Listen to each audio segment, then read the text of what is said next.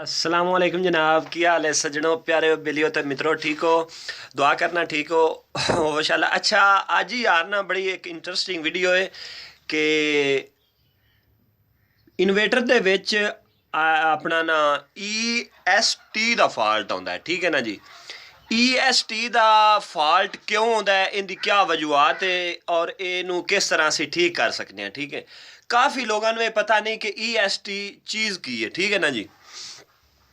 ਤੇ ਅੱਜ ਮੈਂ ਆਪਣੇ ਭਰਾਵਾਂ ਨੂੰ ਦੱਸਾਂਗਾ ਕਿ ਇਹ ਫਾਲਟ ਕਿਉਂ ਆਉਂਦਾ ਹੈ ਔਰ ਇਹਦੀ ਕੀ ਵਜੂਹਾਤ ਹੈ। ਠੀਕ ਹੈ ਨਾ ਜੀ। ਇਹ ਫਾਲਟ ਬੇਸਿਕਲ ਪੰਖੇ ਦਾ ਫਾਲਟ ਹੁੰਦਾ ਹੈ। ਠੀਕ ਹੈ, ਅਗਰ ਤੁਹਾਡਾ ਪੰਖਾ ਫਰਜ਼ ਕੀਤਾ ਬੰਦ ਹੋ ਜਾਂਦਾ ਜਾਂ ਕੋਈ ਵਿੱਚ ਐਸੀ ਚੀਜ਼ ਹੈ ਕੁਝ ਕਚਰੇ ਨਾਲ ਮਤਲਬ ਇਹ ਤੁਹਾਡਾ ਅੜ ਜਾਂਦਾ ਪੱਖਾ ਜਾਂ ਕੋਈ ਐਸੀ ਐਨੀਮਨ ਕੋਈ ਵੀ ਮਤਲਬ ਕੋਈ ਮਸਲਾ ਬਣ ਜਾਂਦਾ ਪੰਖੇ ਦਾ ਉਤੋਂ ਲੁੱਪੀ ਪਟੀ ਜਾਂਦੀ। ਠੀਕ ਹੈ ਨਾ ਜੀ।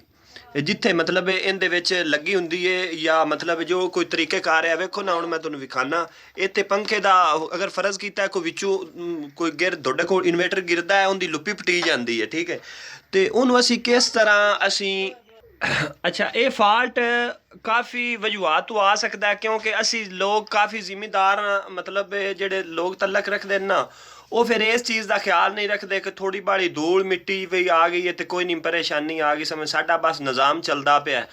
ਤੇ ਇਸ ਵਜ੍ਹਾ ਤੋਂ ਉਹ EST ਦਾ ਫਾਲਟ ਵੀ ਆ ਜਾਂਦਾ ਹੈ ਕਾਫੀ, ਲੇਕਿਨ ਇਤਨਾ ਖਾਸ ਨਹੀਂ ਆਉਂਦਾ। ਯਾਨੀ ਕਿ ਇਹ ਸਮਝ ਲਓ ਬਈ ਕਈ ਸਾਲਾਂ 'ਚ ਜਾਂ ਕੋਈ ਅਗਰ ਤੁਸੀਂ ਇhtiyਾਤ ਨਹੀਂ ਕਰਦੇ ਕੋਈ ਮਹੀਨਿਆਂ 'ਚ ਆ ਸਕਦਾ ਹੈ ਫਾਲਟ। ਠੀਕ ਹੈ, ਤੇ ਉਹਦੇ ਵਾਸਤੇ ਘਬਰਾਣਾ ਨਹੀਂ ਕਿ ਨਵਾਂ ਜਿਹਾ ਫਾਲਟ ਕੀ ਆ ਗਿਆ, EST ਦਾ ਫਾਲਟ ਆਏਗਾ। ਉਹਨੂੰ ਤੁਸੀਂ ਇਸ ਤਰ੍ਹਾਂ ਕਰਨਾ ਹੈ ਕਿ ਇਨਵੇਟਰ ਨੂੰ ਤੁਸੀਂ ਖੋਲਣਾ ਹੈ। ਠੀਕ ਹੈ, ਖੋਲ ਕੇ ਤੇ ਇਹ ਮੈਂ ਹੁਣ ਦੋਨੋਂ ਇਥੋਂ ਕਿਵੇਂ ਕਰਕੇ ਤਰੀਕੇ ਨਾਲ ਸਮਝਾਵਾਂ ਵੀ ਇਸ ਚੀਜ਼ ਤੋਂ ਨਾ ਤੁਸੀਂ ਹਟਾਣਾ ਹੈ ਖੋਲ ਕੇ, ਤੇ ਇਹਦੇ ਵਿੱਚ ਜਿਹੜਾ ਨਾ ਜੀ ਇਹ ਉਤਾਂ ਆ ਜਾਣਾ, ਪੇਚ ਲੱਗੇ ਨੇ। ਠੀਕ ਹੈ, ਪੇਚਾਂ ਨਾਲ ਖੋਲ ਕੇ ਲੁੱਪੀ ਤੁਸੀਂ ਲਾ ਦੇਣੀ ਹੈ ਔਰ ਉਹ ਫਾਲਟ ਖਤਮ ਹੋ ਜਾਏਗਾ। ਠੀਕ ਹੈ, ਤੇ ਕੋਸ਼ਿਸ਼ ਕਰਨੀ ਹੈ ਕਿ ਇਨਵੇਟਰ ਨੂੰ ਜਿਹੜਾ ਨਾ ਬਲੋਰ ਨਾਲ ਸਾਫ਼ ਕਰਦੇ ਰਿਹਾ ਕਰੋ। ਉਹਦੇ ਵਿੱਚ ਇਹ ਫਾਇਦੇ ਹੁੰਦੇ ਨੇ ਕਿ ਉਹ ਫਿਰ ਗੱਟਾ ਧੂਲ ਮਿੱਟੀ ਨਹੀਂ ਜੰਮਦੀ ਤੇ ਉਹ ਇਨਵੇਟਰ ਵੀ ਖਰਾਬ ਨਹੀਂ ਹੁੰਦਾ ਔਰ ਉਹਦੀ ਕੂਵਤ ਤਾਕਤ ਜਿਹੜੀ ਹੈ ਉਹ ਡਬਲ ਵੱਧ ਜਾਂਦੀ। ਠੀਕ ਹੈ, ਤੇ ਖਾਸ ਕਰਕੇ ਚੱਕੀਆਂ ਵਾਲੇ ਭਾਈਆਂ ਜਿਹੜੇ ਭਰਾ ਨੇ ਸਾਡੇ, ਉਹਨਾਂ ਨੂੰ ਮੇਰੀ ਇਹ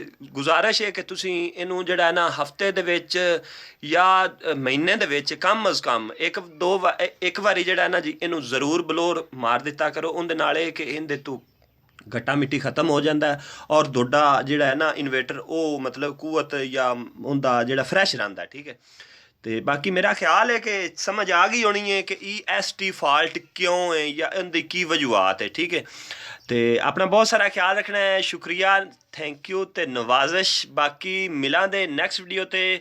ਅਗਰ ਸਾਡੀ ਵੀਡੀਓ ਅੱਛੀ ਲੱਗੀ ਹੈ ਤੇ ਸਾਨੂੰ ਸਬਸਕ੍ਰਾਈਬ ਕਰ ਦਿਓ, ਨਹੀਂ ਤੇ ਕੋਈ ਮਸਲਾ ਨਹੀਂ, ਸਾਨੂੰ ਦੁਆਵਾਂ 'ਚ ਜ਼ਰੂਰ ਯਾਦ ਰੱਖਣਾ ਹੈ। ਆਪਣਾ ਬਹੁਤ ਸਾਰਾ ਖਿਆਲ ਰੱਖੋ। ਮਿਲਾਂ ਦੇ ਨੈਕਸਟ ਵੀਡੀਓ ਤੇ। ਸ਼ੁਕਰੀਆ।